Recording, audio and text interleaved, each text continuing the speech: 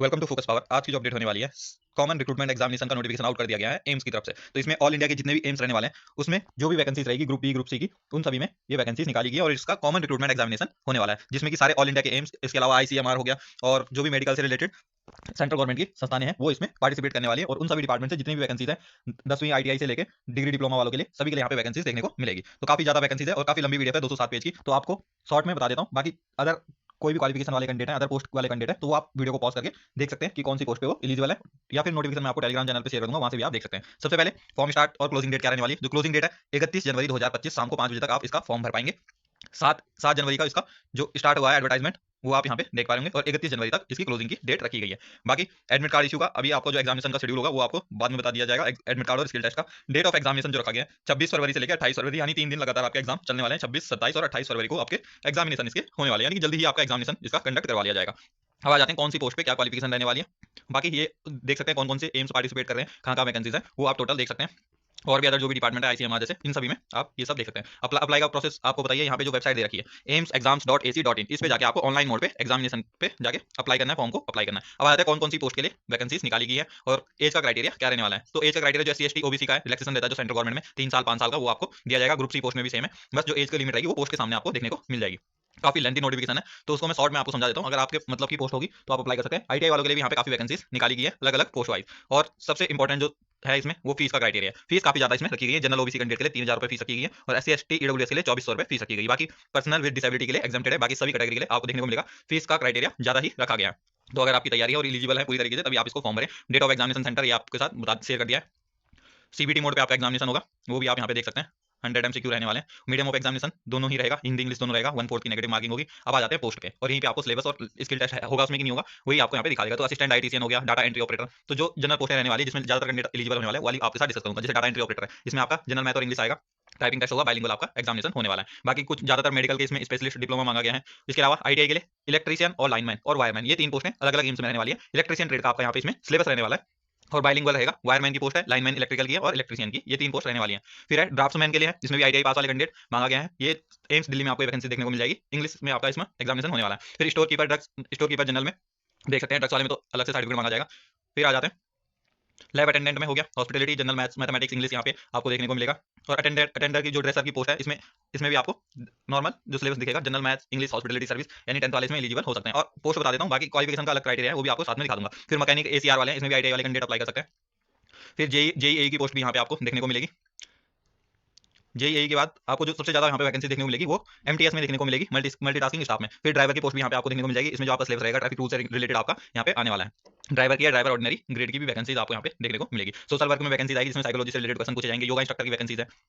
फिर care taker की vacancies है। टेलर में इनमें आईटीआई आपसे मांगी गई है। टेलर ग्रेड 3 में, प्लम्बर में ट्रेड रिलेटेड आईटीआई है, पेंटर में ट्रेड रिलेटेड क्वेश्चन इसमें आने वाले हैं। फिर वर्कशॉप असिस्टेंट में, इसमें अलग अलग ट्रेड वाले कैंडिडेट अप्लाई कर सकते हैं, जैसे वेल्डिंग हो गया, और 2-4 ट्रेड आपको अभी क्वालिफिकेशन में पता चल जाएगा कौन कौन से ट्रेड वाले इसमें अप्लाई कर सकते हैं। फिर मैकेनिक ऑपरेटर कम कंपोजिटर, इसमें भी आईटीआई वाले कैंडिडेट अप्लाई कर सकते हैं। अब आ जाते हैं इसकी क्वालिफिकेशन में, क्वालिफिकेशन क्या रहने वाली है, जो भी पोस्ट है किस पोस्ट पे क्या क्वालिफिकेशन रहने वाली, डिटेल क्वालिफिकेशन और विद एक्सपीरियंस। अगर आपसे किसी उसके लिए एक्सपीरियंस मांगा जाता है तो एक पोस्ट का यहाँ पे एक्सप्लेन कर देता हूँ। जैसे असिस्टेंट डाइटिशियन है, तो इसमें यहाँ पे इंस्टीट्यूट आपको देखने को मिल जाएगा, कौन से इंस्टीट्यूट में वैकेंसी है। यहाँ पे एज लिमिट आपको देखने को मिल जाएगी और पे स्केल, और यहाँ प्रॉपर आपकी क्वालिफिकेशन देखने को मिल जाएगी। जैसे असिस्टेंट डाइटिशियन में MSc मांगा गया, फूड एंड न्यूट्रिशन में, तो साथ में 2 साल का एक्सपीरियंस मांगा गया है।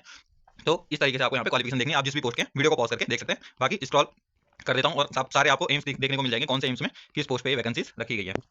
अब जैसे इसमें आप जूनियर एडमिनिस्ट्रेशन और डाटा एंट्री ऑपरेटर का देख पा रहे होंगे, तो डाटा एंट्री ऑपरेटर की क्वालिफिकेशन एक की बता देता हूँ, बाकी सब एम्स में सेम रहने वाली है। Data entry operator grade A में, जैसे एम्स जोधपुर है, 18 से 27 साल एज लिमिट रहने वाली है, जो कि जनरल कैटेगरी है। बाकी अदर कैटेगरी को रिलैक्सेशन देखने को मिलेगा। पे लेवल इसका 4 रहेगा, 12वीं पास वाले अप्लाई कर सकते हैं, और 8000 की डिप्रेशन पर आवर आपकी स्पीड होनी चाहिए डाटा एंट्री ऑपरेटर में। अब बाकी सारी जितने भी एम्स में वैकेंसीज हैं उसका नॉर्म्स भी लगभग सेम रहने वाला है, बस स्किल टेस्ट में आपको थोड़ी स्पीड में वेरिएशन देखने को मिलेगी। जूनियर एडमिनिस्ट्रेशन असिस्टेंट में भी सेम है, 12th क्वालिफिकेशन वाले अप्लाई कर सकते हैं, बस टाइपिंग स्पीड में डिफरेंट आपको देखने को मिलेगा। फिर आ जाते हैं लोअर डिवीजन क्लर्क में। लोअर डिवीजन क्लर्क में सेम क्वालिफिकेशन है, लेकिन इसमें आपको एज लिमिट थोड़ा ज्यादा देखने को मिलेगी। 18 से 30 साल वाले कैंडिडेट इसमें अप्लाई कर सकते हैं, 12th पास कैंडिडेट इसमें अप्लाई कर सकते हैं। विद आपको स्किल टेस्ट इसमें रिक्वायर्ड रहेगा।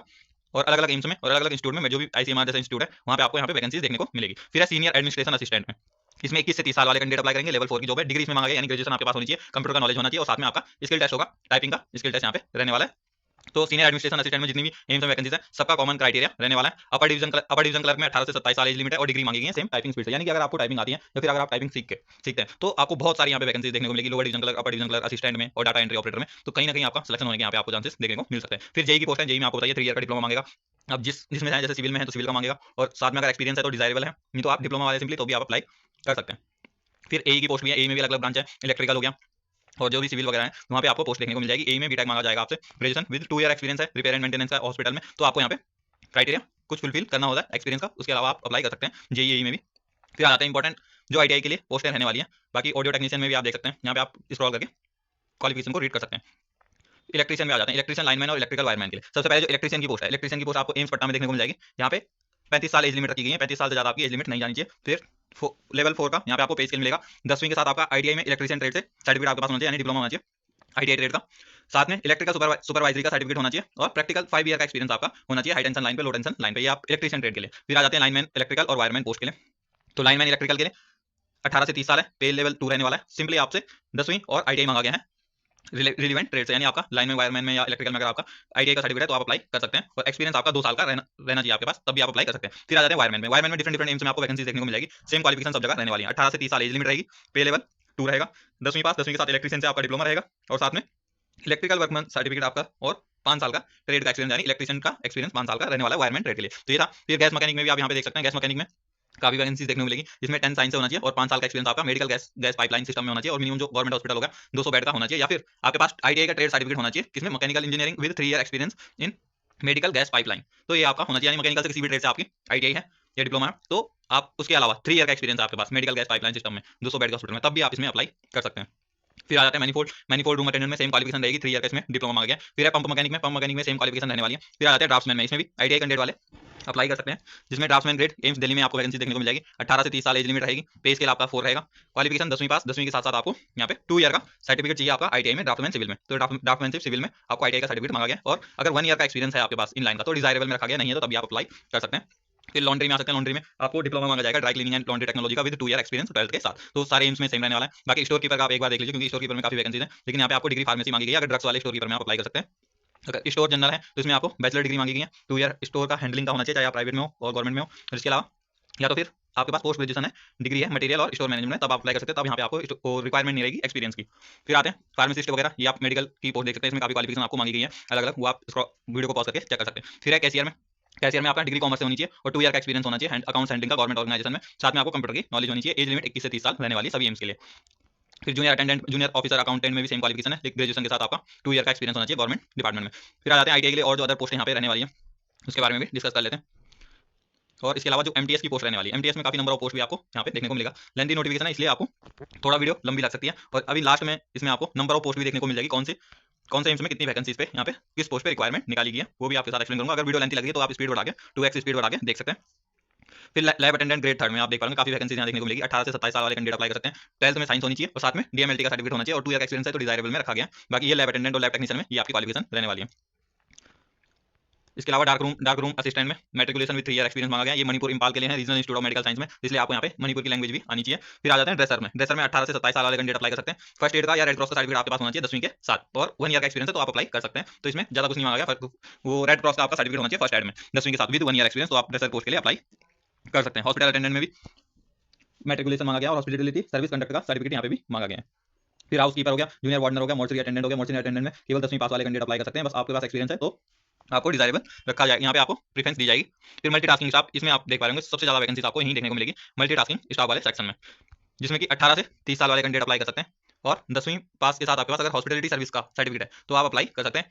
या फिर किसी एम्स में आपको सिंपली 10वीं पास वाले कैंडिडेट भी देखने को मिल जाएंगे, जैसे यहाँ पे आप देख रहे हैं मल्टीटास्किंग स्टाफ केवल 10वीं पास रिक्वायरमेंट मांगी गई है। फिर नर्सिंग अटेंडेंट में आपको बताइए उसमें जो सर्टिफिकेट होता है नर्सिंग का सर्टिफिकेट मांगा जाता है।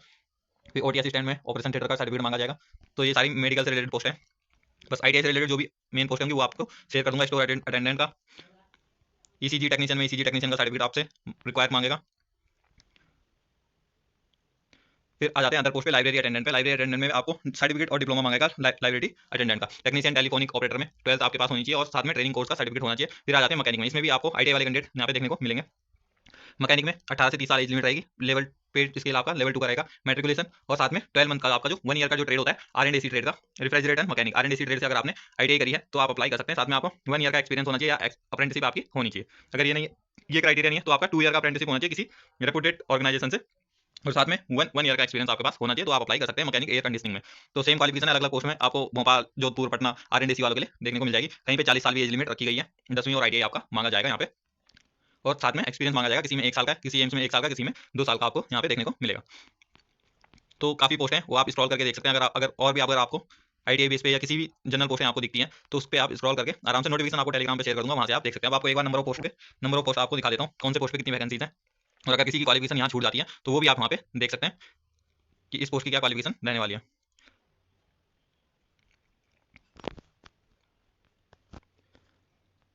जैसे फिजियोथेरेपिस्ट हो गया, ऑक्यूपेशनल थेरेपिस्ट हो गया, लाइब्रेरियन हो गया, सभी के लिए यहाँ पे डिफरेंट इसमें पोस्ट रहने वाली है। मेडिकल सोशल वर्कर हो गया, योगा इंस्ट्रक्टर में है वैकेंसीज, प्रोग्रामर में है, हॉस्टल वार्डन में भी काफी कैंडिडेट यहाँ पे एलिजिबल होने वाले हैं, क्योंकि ग्रेजुएशन मांगा गया है और 2 ईयर का एक्सपीरियंस यहाँ पे आपको देखने को मिलेगा हॉस्टल वार्डन में। पर्सनल असिस्टेंट में काफी वैकेंसीज देखने को मिलेगी अलग अलग ट्रेड में। फिर आ जाते हैं स्टेनोग्राफर में ITI वाले कैंडिडेट काफी एलिजिबल रहेंगे, या 12th वाले कैंडिडेट, सिंपली 12th भी इसमें एलिजिबल रहने वाला है। स्टेनोग्राफर में 18 से 27 साल, लेवल 4 का स्किल रहने वाला है। 12th पास के साथ आपके पास स्किल टेस्ट 9 में 80 वर्ड पर मिनट की स्पीड होनी चाहिए, 10 मिनट का डिक्टेशन टाइम आपको दिया जाएगा। और लगभग सभी एम्स में यहाँ पे स्टेनोग्राफर की यहाँ आपको वैकेंसीज देखने को मिलेगी, स्टेनोग्राफर और पर्सनल असिस्टेंट में।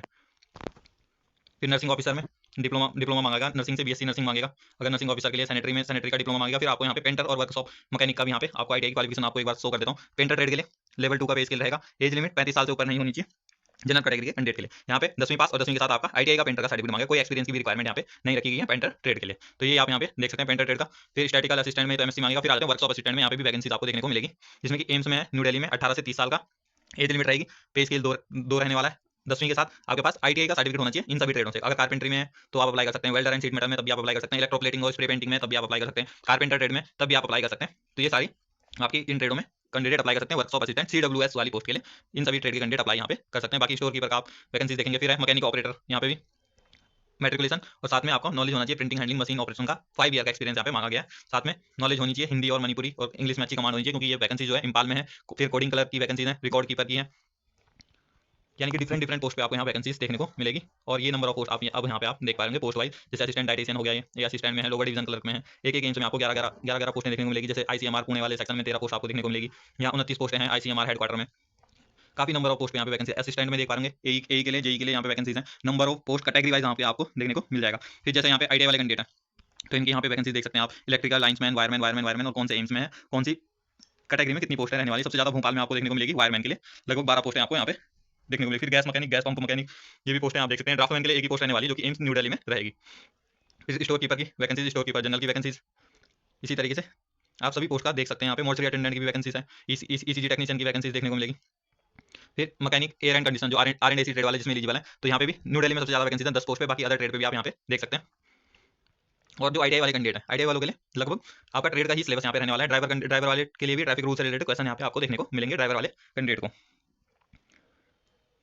ये यहाँ पे ड्राइवर की पोस्ट भी आप यहाँ पे देख सकते हैं। ड्राइवर वाले 3 पोस्ट आपको यहाँ पे इंपाल में देखने को मिलेगी, 5 पोस्ट भोपाल में, 3 पोस्ट पटना में और 1 पोस्ट यहाँ सफदरजंग हॉस्पिटल या जो आपका न्यू दिल्ली में है वहाँ पे आपको देखने को मिलेगी। फिर मेडिकल ऑपरेटर, वोकेशनल काउंसलर, इन योगा इंस्ट्रक्टर, प्रोग्रामर, वार्डनर की सभी की पोस्ट आप यहाँ पे देख सकते हैं। तो ये था नोटिफिकेशन, काफी लेंथी नोटिफिकेशन है। वैकेंसी का काउंट भी आप यहाँ पे देख सकते हैं, टेलीग्राम पे शेयर कर दूंगा, वहाँ से आप एक बार फॉर्म अप्लाई करना चाहते हैं तो वहाँ से जाके चेकआउट कर सकते हैं। तो ये थी आज की vacancy, group C, group D, group B से रिलेटेड एम्स में, ऑल इंडिया के सभी एम्स की वैकेंसी। तो इसी तरह की अपडेट के लिए चैनल के साथ जुड़े रहें। आज के लिए इतना ही, धन्यवाद, जय हिंद।